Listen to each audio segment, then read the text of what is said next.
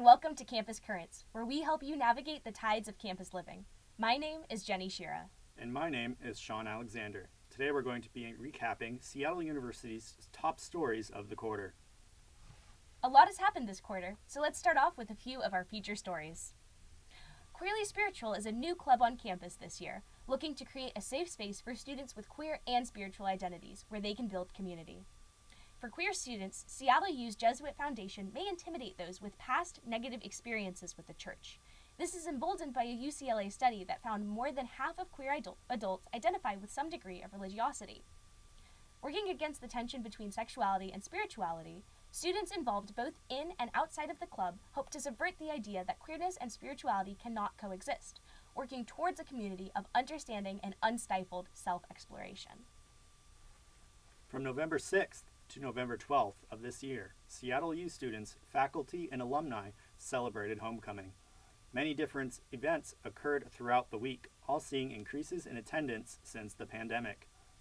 One of these events was Drag Bingo, where former RuPaul's Drag Race contestant Lala Ree called bingo numbers to over 200 people. Along with events, a homecoming court of elected Redhawks helped to raise school spirit. Angelina Spitzauer and Sabrina Choi Bailando saw their position on homecoming court as a chance to make positive impact, and joined other students to invite former and current students to celebrate what it means to be a Redhawk. This quarter has been filled with big changes and events, along with increases in student engagement. I, for one, am glad to see more students out and about. It really makes campus feel alive. I agree. With that, here's what's been going on in news. November 8th served as a renowned day to acknowledge students who were the first in their families to attend college. Seattle University was one of many colleges to participate in the celebration of first-generation students. This year, the Outreach Link hosted the First Gen Open House event attended by students, staff, and other guests to immerse a sense of community for students. The Outreach Center and the Mosaic Center are both resources on campus that work to help first-generation students and their families adjust to the difficulties associated with university life. Although first-generation students experience unique struggles navigating college, many students on campus have worked to establish organizations and build community, advocating for the growing population of first-generation students on campus. When October rolls around, many college students know that it's time to begin completing the free application for federal student aid, or FAFSA. However, this October came and went with no FAFSA form opening up. This is due to the FAFSA Simplification Act that was passed in late December 2020. The main goals of the act are to make the FAFSA easier for students to complete, especially those who are low income or first generation. Changes will be made to how one enters their financial information, the calculations made that determine how much one receives, how parents and spouses are labeled, and Pell Grant eligibility. While it remains to be seen what effects a simplified FAFSA form will have on students' aid, there is hope that it will help remove barriers of entry to higher education for some students and lead to an easier filing process for all.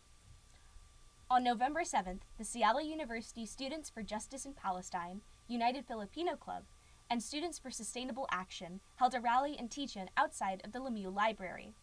Club representatives called for an end to the siege on Gaza and advocated for the Seattle U community to stand in solidarity with the Palestinian people.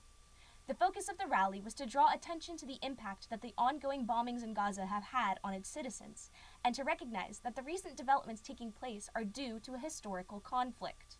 Around 200 people attended and listened to students give speeches voicing their concerns and opinions, and a portion that gave context about the history leading up to the recent developments in Gaza. You know, Genny, one of my favorite parts of Seattle is the art and music all around. Me too. There's so much to do and see here in the city. With that, here are the top arts and entertainment stories of the quarter. A new program urging people to buy from Black-owned businesses on Black Friday launched for the first time this year. This Thanksgiving season, by partnering with local Black-owned businesses, shoppers could purchase a special card and enjoy discounts. The owner of Black Arts Love shared how she worked to get the business where it is, and that Black Friday is important for her intake of customers. The same goes for Boon Boona coffee owner Ephraim Fesahaha, who loves serving customers coffee from places in Africa, letting them experience parts of African culture authentically. Partaking in Black Friday is more than spending money.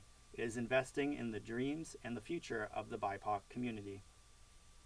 Cafe Racer, the popular live venue for student bands, is financially struggling again. New owners, Cindy Ann and Jeff Ramsey, have kept the business afloat since previous financial struggles until recent unpaid rent and debt have stacked up. Students at Seattle University talked about how much the venue meant to them.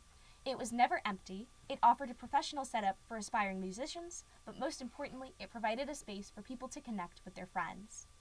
Students on campus are devastated to hear about the closing of Cafe Racer, but are hoping it will come back just like it did last time, because where else will they hear and play music now? October 12th to October 22nd housed the Seattle Queer Film Festival at venues around the city. Featuring films by queer film directors and portraying queer experiences, the Seattle Queer Film Festival is a safe space for LGBTQ+ individuals to watch movies representing their lives. The films at the festival represent queerness authentically and wholly instead of the typically character development queer characters have. With this and many other great things the Seattle Queer Film Festival is doing, it is a space for the queer community to celebrate their queer culture. The festival offered an amiable queer community that accurately exhibited what it is like to be queer while feeling all the emotions it encompasses. It's been a big quarter for sports. With multiple Seattle U teams going to their respective WAC tournaments, there's a lot to talk about. There's more than just Seattle U teams to discuss. Here's some of the top sports stories of the quarter. It's everywhere.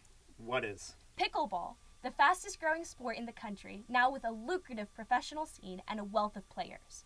People of all ages are picking up paddles in droves and claiming longtime tennis strongholds for good. Both recreational and professional leagues have seen huge upticks in participants in recent years, some estimating as high as a 158% annual growth. On campus, the Seattle University Pickleball Club provides a space at UREC for open play and practice. Third-year finance and business analytics double major Daniel Rohde helped create the club last year and is excited for the future of Seattle U Pickleball. Redhawks men's basketball is back after a 20-12 season where the team garnered national recognition. Seattle U will attempt to put together their third straight 20-win season this year after being picked to finish third in the WAC this season. Even with their regular season success, the Redhawks haven't been able to make a deep playoff run under third-year head coach Chris Victor. According to Victor, this is because of a lack of consistency between games. From a roster standpoint, the Redhawks added some familiar faces, 2 Seattle natives. Freshman forward Malik Goma and transfer guard John Christophilus joined the team over the offseason. Christophilus, a sharpshooter, brings explosive potential to the lineup with Tyson, who led the WAC in three-pointers made last year. This duo will aim to, quote, make teams really pick between the two scorers, as Christophilus put it. With the new faces and an aim to improve, Seattle U will look to have another memorable season this winter.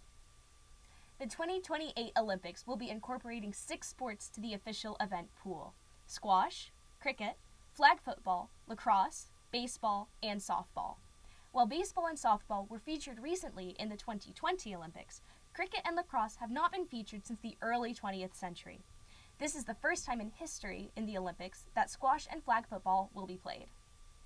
Proponents of the sports are excited for their inclusion, such as Jagan Namani, who runs the National Youth Tournament for Major League Cricket. Quote, one of the big milestones for us was to get cricket in the Olympics. One of the things the U.S. is crazy about is the Olympics, and one of the fastest growing sports in the U.S. is cricket. So it is the perfect timing to have more people introduced to the sport, Namani said. For cricket, squash, and flag football, the Olympics provide a great chance to grow.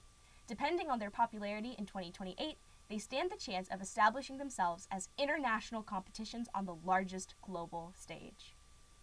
And that wraps up our top stories of the quarter. To read all of the Spectator stories, check us out at seattlespectator.com. Stay current, Redhawks.